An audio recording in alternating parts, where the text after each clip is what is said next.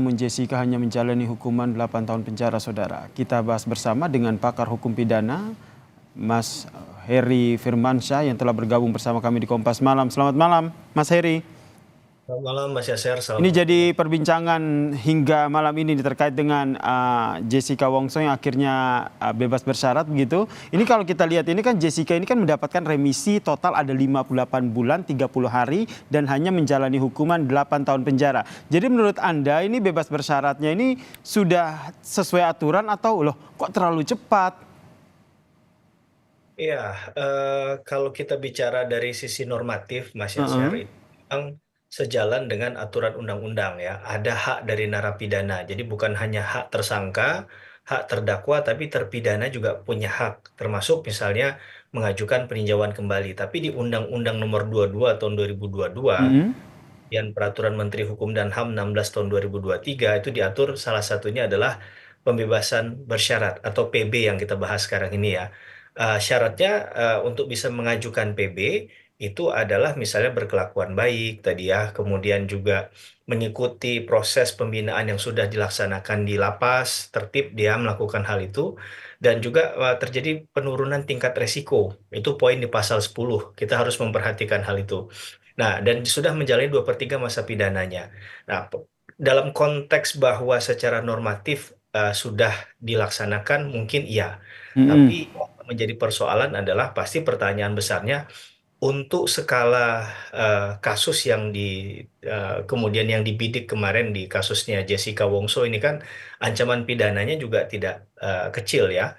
Tadi sudah kita katakan vonisnya bahkan mencapai 20 tahun dengan menjalani 2/3 8 tahun dan sekarang sudah bisa mendapatkan remisi hampir 5 tahun. Nah, inilah logika hukum yang belum bisa terpecahkan sampai pada saat ini karena tadi saya juga mendengar sekilas dari jawaban dari Pihak Kemenkumham.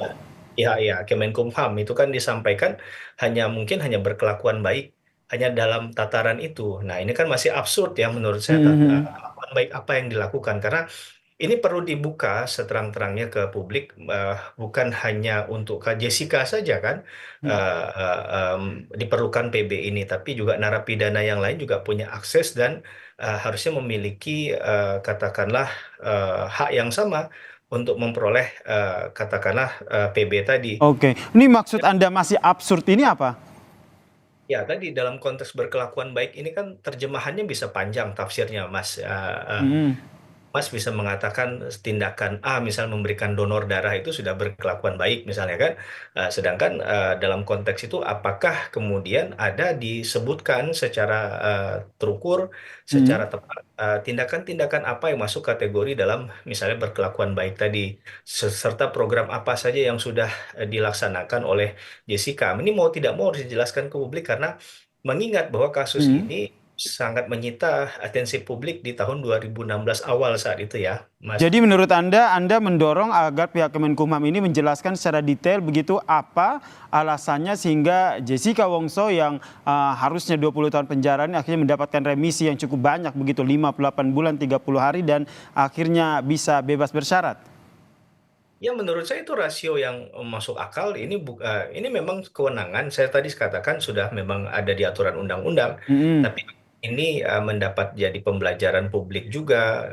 Tidak hanya informasinya hanya orang yang mengusahakan secara pribadi saja yang mengetahui, tapi orang-orang yang di Mm. luar sana yang mungkin saja akan berusaha untuk melakukan dan ingin mencapai hal itu juga saya rasa perlu untuk mendapatkan informasi hal ini. Jadi tidak Oke. ada hal yang perlu ditutup-tutupi kan, ini halnya Mm-mm. harusnya terbuka saja agar kita bisa melihat bahwa memang pendekatan melalui kewenangan untuk merekomendasikan seseorang itu mendapatkan PB itu adalah secara terang benderang ya memang sesuai dengan aturan hukum yang berlaku dan faktanya demikian begitu. Oke, kalau menurut Anda melihat proses hukum yang selama ini terjadi di tanah air, apakah pemberian bebas bersyarat, kemudian remisi, ini pertama kali terjadi di hukum di tanah air atau pernah ada kasus seperti ini sebelumnya? Tentunya tidak ya, sudah banyak kasus yang mengilhami kemudian munculnya PP, munculnya undang-undang yang dan juga peraturan Menteri Hukum dan HAM yang mengatur tentang pembebasan bersyarat. Maka ini tentu Mhm. bukan satu-satunya, bukan pertama kali.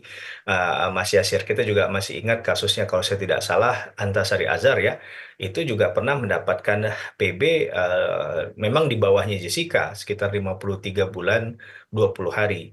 Tapi kan apakah kemudian kita bisa membandingkan kasus itu apple to apple kan juga maaf, kita bisa mengeneralize semua kasus kan tidak ya. Maka kita akan melihatnya mungkin apple to apple karena dari proses perjalanan sidangnya, pembuktian dan lain sebagainya juga kan pasti berbeda. Dan apa yang dijalani, apa yang dilakukan oleh masing-masing individu juga pastinya berbeda. Maka ini yang tadi saya katakan Mhm. ada ruang-ruang yang khawatirnya jangan sampai ini kemudian jadi domain untuk menafsirkannya dengan sekehendak hati misalnya. Tapi memang berdasarkan faktual karena ya tentunya orang awam akan bertanya-tanya. Jangankan orang hukum saja mungkin pasti akan masih menanyakan ya yang tidak langsung mengikuti kasusnya. Bahkan Termaksud Anda yang juga menanyakan, jangan-jangan ini ada hal yang janggal begitu? ya termasuk saya termasuk salah satu yang mungkin mempertanyakan karena angka 5 tahun itu bukan bukan hal yang sedikit, Mas. Ya Mhm. sih, bahwa satu hari saja seseorang itu didiskon, saya juga lawyer begitu ya. Jadi ketika dia mendapatkan misalnya vonis yang kita bicara vonis ya, vonis yang kurang dari tuntutan 1 hari saja 1 bulan itu bahagianya sudah luar biasa. Apalagi ini 5 tahun kan, ini sesuatu yang menurut saya bukan hal kecil.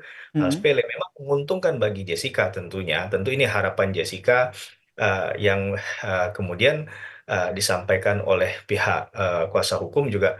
Pihak kuasa hukum juga sebenarnya tidak tahu bahwa akan sebesar ini. Nah, itu juga, itu saja menjadi pertanyaan kita kan, yang mendampingi saja bahkan sampai tidak Mhm. tidak expect akan sampai 5 tahun seperti ini. Jadi menurut Padahal Anda apakah pemberian pembebasan bersyarat ini ada kejanggalan begitu? Bisa disimpulkan seperti itu dan mendorong agar ini pihak dari Kemenkumham itu menjelaskan kepada publik kenapa ini akhirnya diberikan pembebasan bersyarat. Kuasa hukumnya aja sampai kaget begitu. saya lebih sepakat mengatakan begini, bahwa jangan Gimana, Mas? sampai Mhm. membuat tafsir ya, yang kemudian bisa dilakukan dengan sekehendak hati, kemudian juga mencederai rasa keadilan masyarakat. Kita tidak peduli siapa yang mendapatkan itu kalau memang itu adalah haknya. Jadi kita nggak bicara kasus per kasus, Mas Yasir, Oke. tapi kita bicara tentang justice for all, keadilan bagi semua, semua orang yang berhak untuk memperoleh katakanlah pembebasan bersyarat sebagai hak dari narapidana harus dipenuhi.